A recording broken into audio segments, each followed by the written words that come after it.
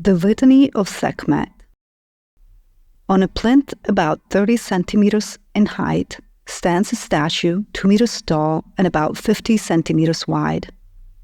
It depicts the goddess Sekhmet, known as the Powerful One, carved from granodiorite, a very hard and dark-colored stone.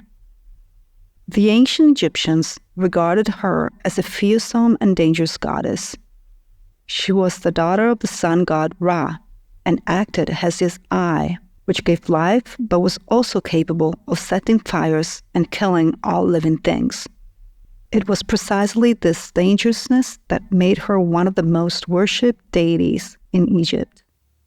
Starting from the bottom of the statue, you will notice that the goddess's feet are placed on another small base forming part of the statue itself.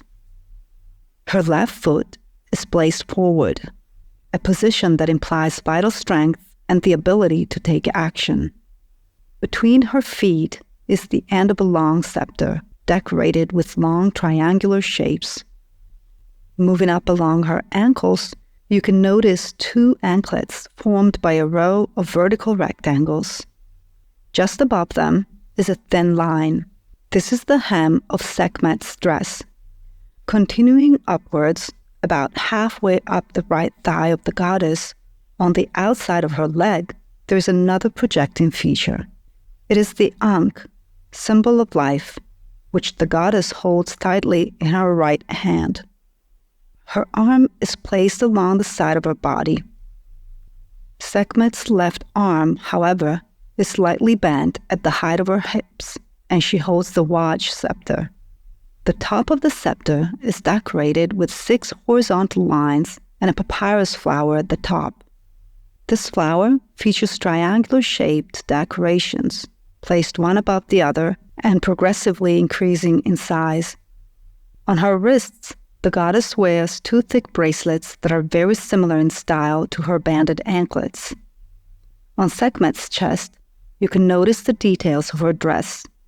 2 rosettes cover the goddess's breasts, framed by a narrow horizontal band around her waist, with 2 wider vertical bands also decorated with vertical lines.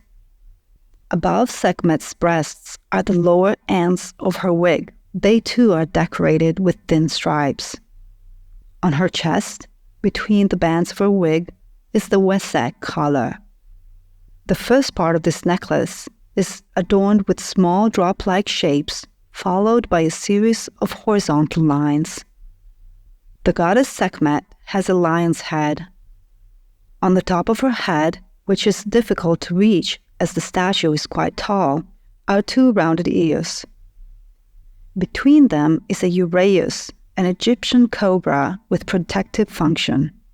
On her head, Sekhmet also has a sun disk, which is a clear reference to her father Ra. A lion's mane, decorated with triangular shapes, frames her feline face. Her eyes are quite small, and she has a broad nose above her wide mouth, carved with a soft line. The series of small incisions just above her mouth are her whiskers. The most famous myth about Sekhmet narrates the story of humanity's rebellion against her father Ra. The god decides to send his daughter to destroy all people on earth. He soon regrets this decision, but realizes that he cannot stop the goddess in any way. So he decided to create a plan. He colors some beer red and pours it into the Nile River. Believing it to be blood, Sekhmet drinks it all until she becomes drunk and falls asleep. And so, the human race was saved. To calm down the destructive nature of this goddess, Amenhotep III, who ruled Egypt from 1390 to 1353 BCE, commissioned about 300 statues of Sekhmet. All the statues of this goddess in the Museo Egizio belong to this very large group, and other similar statues can be found in several museums around the world, as well as in the temples of Mut and Ptah at Karnak. It's possible that during the reign of Amenhotep III, the statues were already placed in various temples. But according to another theory, They were all located in his Temple of Millions of Years at Qom el-Hitan near West Thebes. On each of the figures, the goddess is evoked with different titles that altogether form a very long litany or prayer. It seems that each day of the year, a different statue of the goddess had to be invoked to keep the pharaoh alive, begging her not to unleash her curse on him and Egypt. So it is likely that at least 365 of these statues were originally placed along the walls of Amenhotep III's temple.